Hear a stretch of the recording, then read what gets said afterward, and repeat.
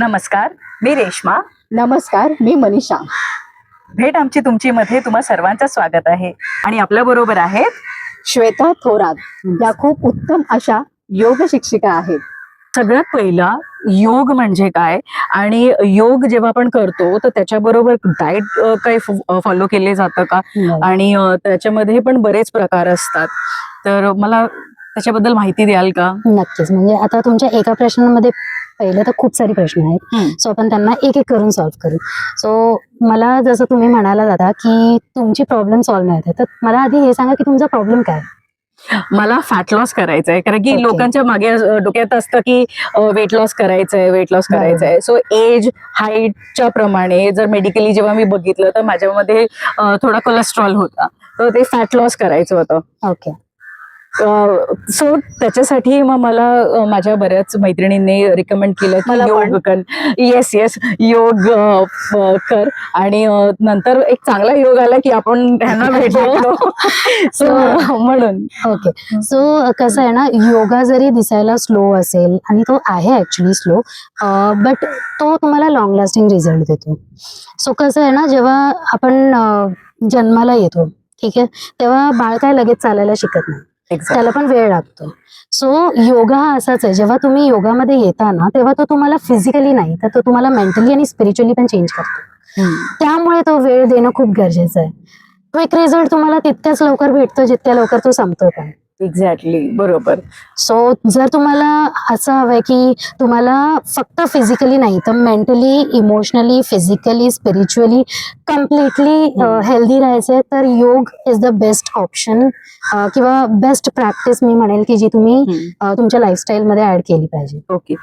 मग जेव्हा आपण योगचे क्लासेस जेव्हा जॉईन करतो, मग कधी कधी कसं असतं, एक कोर्स असतो, लेवल्स असतात. बरोबर. मग जेव्हा एखाद्याचे लेवल कम्प्लीट झाली त्याच्यानंतर काही जे खूप डेडिकेटेड असतात ना लोक, ते लोक प्रॅक्टिस करतात हा घरी. माझं कसं असतं की 1-2 आसन केलं की मला शवासन करायला खूप आवडतं. सो तर अशा म्हणजे माझ्यासारख्या लोकांनी एक्झॅक्टली काय करायला पाहिजे, कारण की ती ना कॉन्स्टंट प्रॅक्टिस शिवाय मला वाटत नाही की आपल्याला रिझल्ट मिळेल. हे तुम्ही आताच सांगितलंय, माझ्याकडे बघूनही वाटत असेल. नाही, so कसं आहे ना, आपल्याला रिझल्टशी प्रेम प्रत्येकालाच आहे, राईट, पण प्रोसेसशी प्रेम कोणालाच नाहीये. एक्झॅक्टली. बरोबर आहे. सो कसं आहे ना, तुम्ही मेंटली प्रिपेअर्ड व्हा पहिली तर गोष्ट. नाही तुम्हाला 2 आसन करायचे, 2 आसन करा, पण मनापासून करा. 2 पण नसेल करायचं तर एकच करा, सूर्य नमस्कार करा. नावाला तो एक आहे पण आसन 12 आहेत. अरे वा, हो एक्झॅक्टली. हे म्हणजे हेड टू टो पूर्ण स्ट्रेचिंग. ती जी प्रॅक्टिस आहे ना, ती एक तर ऑथेंटिक पण आहे. आताचे बाकीचे जर आसनास आपण बघितले, सो ते खूप मॉडिफाईड पण आहेत आणि काळानुसार बदलणारे आहेत. पण लोक ज्याला बदलू नाही शकले तो फक्त सूर्यनमस्कार आहे. एक्झॅक्टली. आता मी सूर्यनमस्कार बरोबर मी चंद्र नमस्कार पण ऐकलंय. नमस्कारचे जे बेनिफिट्स आहेत तेच चंद्र नमस्कारचे नाही, आहेत ते का? दोन्ही ऍक्च्युली डिफरन्स आहे. आपली बॉडीमध्ये ना 3 नाडी आहेत, इडा, पिंगला आणि सुषुम्ना. सो ते सुषुम्ना ही आपल्या स्पाईनच्या थ्रू तुमच्या हेडपर्यंत, ब्रेन पर्यंत जाते. बाकीचे जे 2 आहेत, इडा आणि पिंगला, ही तुमच्या बॉडीच्या टेम्परेचरला बॅलन्स करण्याचा प्रयत्न करते, लाईक सूर्यनाडी आणि चंद्रनाडी. म्हणजे नाडी शोधन आपण करतो. हो. सो सूर्यनाडी जी आहे ती तुमच्या शरीराला हीट जनरेट करून देते, तसंच चंद्रनाडी तुमच्या बॉडीला काम डाऊन करण्याचं काम करते. सो त्यामुळे जसं चंद्र नमस्कार आहे तो तेव्हा केला पाहिजे जेव्हा तुम्हाला असं वाटतं की तुम्हाला झोप नाही येते किंवा तुम्हाला थोडं काम व्हायचं आहे किंवा खूपच ॲग्रेशन लेवल वाढलेलं आहे. That time you can practise chandra namaskar. Okay. म्हणजे अग्रेसिव्ह लोक जे असतात, जे शॉर्ट टेम्पर्ड, हाय टेम्पर्ड, म्हणजे मी पण तशी आहे. आता जे मला आताच कळलं की चंद्र नमस्कार केल्यानंतर थोडा काम डाऊन होतो. पण मी बऱ्याच लोकांकडून ऐकलं होतं की चंद्र नमस्कार संध्याकाळच्या वेळेला करा, कारण चंद्र तेव्हाच येतो. ओके. सूर्य नमस्कार सकाळी करावा आणि चंद्र नमस्कार संध्याकाळी संध्याकाळी करावा. करावा. हो हो अरे तसंच बापरे. आहे. हे- पण मी संध्याकाळची जेव्हा योग क्लासला जायची तर तेव्हा पण आम्ही सूर्य नमस्कार करायचो. तर तिथे हा. हा तर ते तिथे रिझन हे आहे ना की आपली लाईफस्टाईल तो प्रॉब्लेम क्रिएट करते. ओके. आपण सगळेच आजच्या त्या दगदगत्या जीवनात जगत आहोत. तर प्रत्येकालाच काम आहे, जेवणाची वेळ बरोबर नाहीये, उठण्याची वेळ बरोबर नाही, बरोबर सगळ्यात नाही. इम्पॉर्टंट झोपण्याची वेळ बरोबर झोपण्याची वेळ. नाहीये. एक्झॅक्टली. सो त्यामुळे ना आपण आपल्या शरीराचं न ऐकताना मनाचं ऐकून चालतो आणि त्यामुळे आपण प्रत्येक गोष्ट ऍडजस्ट करतो आणि आपल्या बोलतात ना की एक कम्फर्टेबल टाइमच्या अकॉर्डिंग ते करण्याचा प्रयत्न करतो. आता आयुर्वेद आणि इवन योगामध्ये आम्ही असं म्हणतो की ज्यावेळेस सूर्यास्त होतो ना त्याच्या आधी आपलं डिनर झालं पाहिजे. करेक्ट. म्हणजे 7:30 फार फार तर 7:30च्या आत 6. सातच्या आधी. त्याचं रिझन पण हे आहे की तुमची जी जठराग्नी आहे हम्म. जसा सूर्य उगवतो त्यावेळेस ती सुरू होते आणि तो मावळतो तशी ती थंड होते. थंड होते. सो त्या जठराग्नीला म्हणजे जठराग्नी जोपर्यंत आहे तोपर्यंत तुमची पचनक्रिया खूप चांगली असेल आणि त्यावेळेस जेव्हा तुम्ही तुमचं डिनर घेता त्यावेळेस तुमचं डायजेशन चांगलं होतं, तुमचं डायजेशन इश्यूज नाहीये, तुम्हाला ऍसिडिटीचा इश्यू नाहीये, तुमची स्लीप सायकल इम्प्रूव्ह होते आणि असे खूप सारे बेनिफिट्स आहेत. तर आता एखाद्या व्यक्तीला बदलायचं असेल आणि त्यांना योगा करायचा असेल तर त्याला त्याला काही वेळ असते का, म्हणजे काही वेळ असते प्लस अशी योगा करण्यासाठी एक अशी स्पेसिफिक अशी म्हणजे म्हणतात दिवसातून केव्हा करावं बरं. हे असं काही त्याचं असतं का नियम, तर याच्याबद्दल थोडक्यात माहिती द्या. नक्कीच. सो जर एखाद्या व्यक्तीला स्वतःला बदलायचं असेल, ट्रान्सफॉर्म करायचं असेल, तर त्यांनी स्वतःहून 21 दिवसाचा चॅलेंज घ्यावा. 21 दिवस हा ना आपला जो मेंदू आहे तो इलास्टिसिटी त्याची एवढी स्ट्रॉंग आहे ना, म्हणजे आपण जसं आपलं बाकीचं शरीर हाडामासाने बनलेलं आहे, पण आपला मेंदू जो आहे त्याला न्यूरो इलास्टिसिटी पॉवर आहे त्याच्याकडे. त्यामुळे 21 दिवसात तो तुम्हाला पूर्णपणे ट्रान्सफॉर्म करू शकतो with the help of yoga, pranayama आणि मेडिटेशन. याच्याने तुम्ही स्वतःला बदलण्याचा तो 21 दिवसाचा जर चॅलेंज घेतलात तर नक्कीच तुम्ही स्वतःला बोलता ना 360 डिग्री ट्रान्सफॉर्म करू शकता. ओके. म्हणून सेकंड जो तुम्ही विचारलं की कोणत्या वेळ, बरोबर. केला पाहिजे, हो. सो योग हा नेहमी सकाळच्या वेळेस केला पाहिजे जर एखाद्या व्यक्तीला स्वतःला ट्रान्सफॉर्म करायचं असेल. आम्ही ब्रह्ममुहूर्त बद्दल बोलतो. ब्रह्ममुहूर्त म्हणजे 3:45चा तो वेळ असतो ज्यावेळेस तुमचा ब्रेन ऍक्च्युअल मध्ये एका क्ले सारखा म्हणजे मातीसारखा असतो. सो मातीला ज्या आकारात तुम्ही घडवाल ना त्या आकारात ती येते. सो ही आकार देतो त्या आकारात ती घडून येते. सो तसंच जर तुम्हाला 3:45 किंवा 3:40चा टाइम जमत असेल तर तुम्ही 4 वाजता किंवा ऍटलिस्ट 4:45ला तरी उठून मेडिटेशन करावं. मेडिटेशनमुळे तुमचे जे न्यूरॉन्स आहेत ते चेंज व्हायला स्टार्ट होतात आणि त्यामुळे तुमची बॉडी ऑटोमॅटिकली त्या एनर्जीला ऑब्झर्व करायला सुरू करते आणि तशी ती ट्रान्सफॉर्म व्हायला सुद्धा लागते. कारण की आहे ना खूप लोक म्हणजे मी ज्या क्षेत्रामध्ये आहे, कला क्षेत्रामध्ये, तिथे खाणं वेळ जसं आता आपलं बोलणं झालं, खाणं, झोपणं किंवा काही म्हणजे कुठल्याच गोष्टीचा ताळमेळ नसतो आमच्या क्षेत्रात. बरोबर. तर अशा लोकांसाठी तुम्ही काय सांगाल की ज्यांना पॉसिबलच होत नाही 7 वाजता जेवणं, म्हणजे संध्याकाळी म्हणजे त्यांनी सूर्यास्ताच्या काहीतरी आधी, असं स्पेसिफिक हा. कॅरी केलं पाहिजे का? आणि किंवा काही योग केला समजा त्याच्याने त्यांना थोडासा काही आराम मिळू शकतो. कारण की शो संपला की घरी येऊन मध्ये 1 वाजता पण रात्री जेवतात. हो, 12 कारण की भूक वाजता आवरत पण नाहीये. भूक हा. आवरत नाही आणि म्हणजे खूप आमच्या भूक दोघांना लागते. भूक आवरत नाहीये आणि त्यांच्यासाठी काय सांगाल तुम्ही असं बरं. म्हणजे? सो कसं आहे ना की जसं मी तुम्हाला आता सांगितलंच की एक तर आपण मला वाटतं तुम्ही दोघींनी सुद्धा ऐकलं असेल की आपले जे पूर्वज होते ना ते म्हणायचे की सकाळचं जे आपलं जेवण आहे म्हणजे ब्रेकफास्ट आहे तो राजा महाराजा लोकांसारखं असलं बरोबर. पाहिजे. दुपारचं जेवण एक मिडल क्लास सारखं आणि संध्याकाळचं एक भिकारी बेगर की म्हणजे ज्याला भेटलं तर Breakfast खाल्लं, नाही खाल्लं. भेटलं तर नाही हा. खाल्लं. त्यातलं एक गरीब मी स्वतःला म्हणेल. मी संध्याकाळचं नाही डिनर करत. कारण रिझन आहे ना की मला माहिती आहे संध्याकाळचं जेव्हा मी डिनर घेते त्यानंतर मला काही काम नाही, माझी एनर्जी पण कुठे युज होणार नाही, तर मी जेवते आणि झोपून जाते. सो ते माझ्या बॉडीवर खूप जास्त इम्पॅक्ट करतं. त्याच्याने तुमचं फॅट लॉस पण कधी नाही होणार. त्याच्याने तुमची डायजेशन पण कधीच स्ट्रॉंग नाही होणार. जठराग्नी शांत झाली ती काय पचवणार, एक्झॅक्टली बरोबर. ते तिकडे स्टोर होत जाईल हम्म. आणि मग लोकांना कॉन्स्टिपेशन आणि मग खूप असे स्टमकचे इश्यूज वगैरे क्रिएट व्हायला लागतात. सो कसं आहे, जर तुम्ही स्किप करू शकता तर खूपच चांगली गोष्ट आहे की स्किप करा, नका खेळू, बरोबर. काही फरक नाही पडत. दुसऱ्या दिवशी उठून सकाळी तुमचा चांगला हेल्दी आणि रिच ब्रेकफास्ट करा.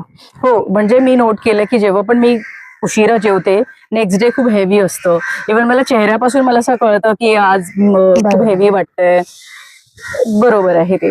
मला याच बरोबर विचारायचं आहे की जेव्हा आपण प्रॅक्टिस करतो, म्हणजे जे कोणी प्रॅक्टिस करत असेल तर त्याच्यासाठी असं काही स्पेसिफिक डाएट आहे का, की आपण जे रोज जेवणात जे आपण खातो तर तेच फॉलो करायचंय? आता आपण योग बद्दल बोलतोय ना, तर मी योगाशीच रिलेटेड तुम्हाला सांगेल. डाएट वगैरे हे खूप मला वाटतं असं फॉरेन कल्चर आहे, it's not an Indian culture. So yoga मध्ये कसं आहे ना की आपण सीझन वाईज आपलं डाएट ठेवतो. म्हणजे जे काही आपण खातो ते सीझनच्या अकॉर्डिंग असतं. आता आपण महाराष्ट्रात राहतो, महाराष्ट्रात हा गहू आपल्याकडचा प्रकार नाही. स्टील आपण इथे खातो, कारण ते आलं आता कुठल्या ना कुठल्या पंजाबकडे. बाहेरचा देश नाही, आपलाच देश आहे, पण आपल्या देशाकडून म्हणजे वरून खालीपर्यंत येत फॉरेन कंट्री मधून आला होता. इट वॉज पंजाब, आणि पंजाब मधून मग ते सगळ्या सो देशामध्ये. म्हणजे मला आठवते माझे आजोबा, पणजोबा, आजी, परत पणजी, हे लोक ज्वारी, भाकरी, नाचणी, मिलेट्स वगैरे हे सगळं खायचे. मला वाटतं कंजी हा इंटरनेटमुळे आता फेमस झालेला प्रकार आहे, पण तो आधी ते लोक खायचे. कंजी हे बेसिकली फर्मेंटेड डिश आहे, जी तुमच्या स्टमकचे जे डायजेशन करण्यासाठी जे बॅक्टेरियाज आहेत ते वाढवण्याचा हेल्प करते. Good bacteria. प्रोबायोटिक ड्रिंक घेतात. हो, आणि ते प्रोबायोटिक ड्रिंक जे आहेत ना ते काहीच कामाचे नाहीयेत. त्याच्यापेक्षा जास्त बेटर की तुम्ही तुमच्या जेवणामध्ये प्लेटमध्ये दही घ्या. परत जितकी पण अशी पदार्थ आहेत ना जे आपण फर्मेंट करून खातो, इडली झालं, डोसा झालं, कंजी झालं. आता कंजी म्हणजे लोक ड्रिंक बनवून पितात की मला वाटतं बीटरूटचे बनवतात. त्याच्याऐवजी आपण मिलेट्सच्या कंजी बनवतो खूप साऱ्या. त्यासाठी पण तुम्हाला म्हणजे असं नाही की आपण आपलं जर्मलचं किंवा कोणतं दुसरं स्टीलचं, स्पेसिफिकली मातीचंच भांडं आपल्याला हवं असतं त्याच्यासाठी, कारण त्याच्यामध्ये जेवण खराब नाही होत आणि ते फर्मेंट होतं. बरोबर. सो ते तुम्ही युज करू शकतात. ते तुमच्या स्टमक हेल्थला खूप चांगलं करतं.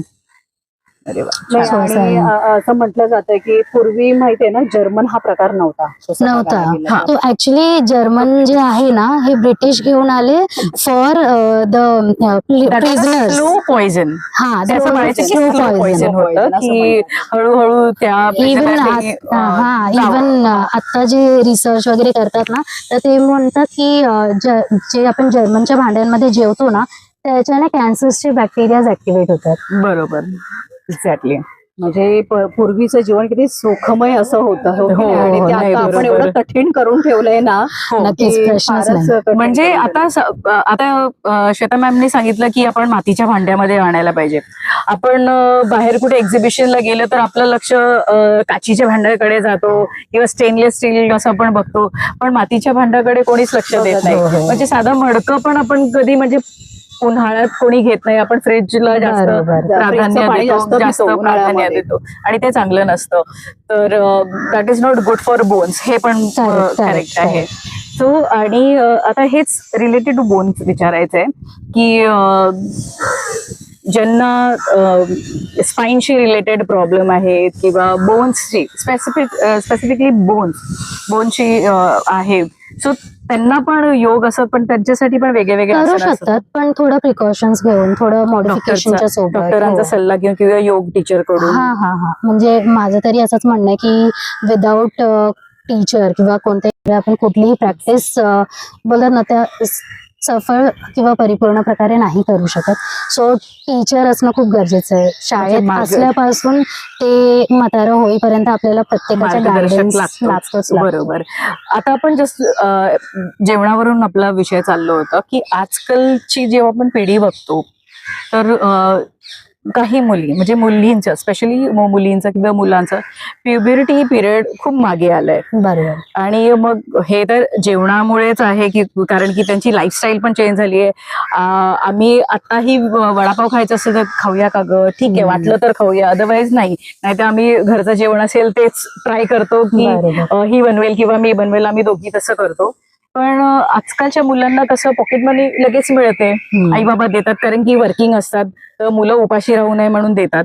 मग मुलं काय करतात, हेल्दी काहीच नाही खात, ते लोक जाणार तर त्यांना बर्गर पिझ्झा हे जास्त टेम्पटिंग वाटतं आणि मुलं बरोबर. खातात. तर त्याच्यामुळे ही सायकल्स तर मागे मागे येत चालली आहेत. तर आपण त्याला थांबवायला त्याला बराच वेळ जाईल, बराच काळ जाईल. पण मला असं वाटतं की योग आता हे शाळेमध्ये पण प्रॅक्टिस केली जाते.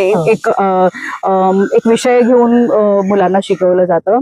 तर पालकांनी स्पेशली जे पालक आहे त्यांनी मुला मुलींना योग साठी प्रोत्साहन दिला पाहिजे. तर नक्कीच. ते एक्झॅक्ट कुठल्या एज पासून आपण सुरू केलं पाहिजे, म्हणजे जेणेकरून ठीक आहे मुलं खात आहेत, त्यांना जे आवडीचं आहे ते खात आहेत, पण ऍट द सेम टाइम त्यांच्या बोन्सवर किंवा त्यांच्या शरीरावर कोणती हानी होणार ते आहेतच, पण ते डिले होऊ प्रिव्हेंट कसं करू शकतो. त्यासाठी योगचं असं काही स्पेसिफिक एज आहे का मुलांचं? सो म्हणजे मी लहान मुलांना योगा शिकवलेला आहे, तर त्यामुळे मला माहिती की 5 वर्षापासून आपण मुलांना योगा शिकवायला सुरू करतो, कारण तोपर्यंत त्यांना समजायला पण लागतं की समोरचा व्यक्ती आपल्याला काय म्हणते आणि आपल्याला काय करायचंय. बरोबर. सो 5 वर्षाच्या एज पासून आपण स्टार्ट करू शकतो. आणि डाएटचं जर म्हणलं तर ही सुरुवात तर घरापासूनच केली पाहिजे की जरी आपण वर्किंग असलो तरी आपण इतकं तर लक्ष दिलं पाहिजे की त्याने बाबा बाहेरचं नाहीच खावं, किंवा आपणच अशा गोष्टी स्टोअर करून ठेवाव्यात की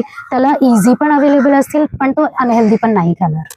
बरोबर. म्हणजे लाईक आपला मगाशी विषय झाला की सीझनल फ्रुट्स किंवा सीझनल व्हेजिटेबल.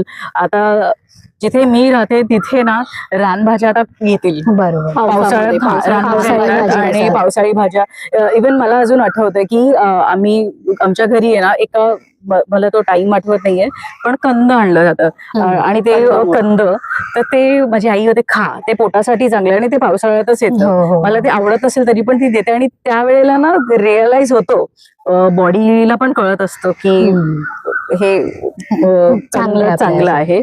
सो ते तर खाण्याची गोष्ट आहे. पण जसं तुम्ही गाईड केलं की योग च स्पेसिफिक एज जे आहे ते टिल मी तर आता पाहिलंय की 90-100 पर्यंत आपण श्वास घेतो तोपर्यंत योग करणं गरजेचं आहे.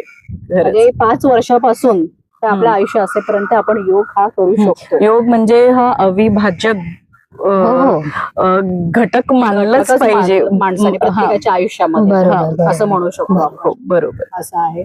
आणि अष्टांग योग याबद्दल तुम्ही काय सांगाल? सो अष्टांग योग असं आहे ना, जर समजा की तुम्हाला जगण्यासाठी कोणीतरी गाईड दिलंय आणि तुमच्यासाठी इझी झालंय तर जगणं. अच्छा. सो आपण सर्वांनी ऐकलं की गांधीजी म्हणतात की अहिंसा नाही करायचं, सत्यच बोलायचं. सो कसं आहे ना, अष्टांग योग मध्ये हेच सगळे स्टेप आहेत. पहिलं जो आहे यम हा आपण फॉलो करतो इन द सोसायटी. म्हणजे सोसायटीमध्ये पण यम मध्ये 5 प्रकार जे येणारे आहेत ते सत्य, अहिंसा, अस्तेय, अपरिग्रह आणि ब्रह्मचर्य. आता ब्रह्मचर्य म्हणलं ना की प्रत्येकाला वाटतं की अरे बाईकडे नाही बघणं म्हणजे ब्रह्मचर्य. ब्रह्मचर्य म्हणजे पूर्ण योगालाच घेऊन लोकांना खूप मिसकन्सेप्शन आहे. लोकांना असं वाटतं योगा म्हणजे एखादी फिजिकल एक्सरसाइज, पण तसं नाहीच आहे. सो ब्रह्मचर्य म्हणलं ना की ब्रह्मासारखं आचरण. अच्छा.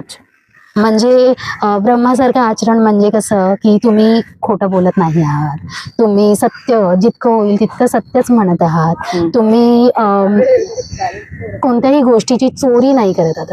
आता फक्त चोरी म्हणजे पैशांचीच नसते, एखाद्याचा विचार ती पण चोरीच असते. क्रेडिट घेणं, एखाद्याचं क्रेडिट घेणं ती पण एका प्रकारची चोरीच होते. सो ते नाही करणं. अपरिग्रह पाहिजे तितकंच स्वतःकडे ठेवणं, बाकी गरज नाहीये तर तुम्ही देऊन टाकलं त्यांना ज्यांना गरज आहे. तर ह्या सगळ्या गोष्टी समाधानी. हो. असं मी पाहिलंय की काही लोक काही नसतात त्यांच्याकडे, पण ते खूप समाधानी असतात आणि ते इतके ग्लो करतात ना, बरोबर. म्हणजे नेहमी हसत असतात. जरी किती दुःख असलं ना, ते जेव्हा लोकांसाठी काम करतात त्यांच्यावर एक वेगळी तेजी असते. लोकांपर्यंत दाखवत नाही की त्यांना किती दुःख आहे ते. हो. म्हणजे ते हा. जीवनच पण जेव्हा आपण खूप पॉझिटिव्ह असतो ना, तेव्हा आपण खूप ग्लो करतो, मला असं वाटतं. बरोबर. आणि योग मध्ये पण आहे, जे जसं आता तुम्ही ग्लो करताय हा, जे योग करतात ना ते वेगळेच दिसतात.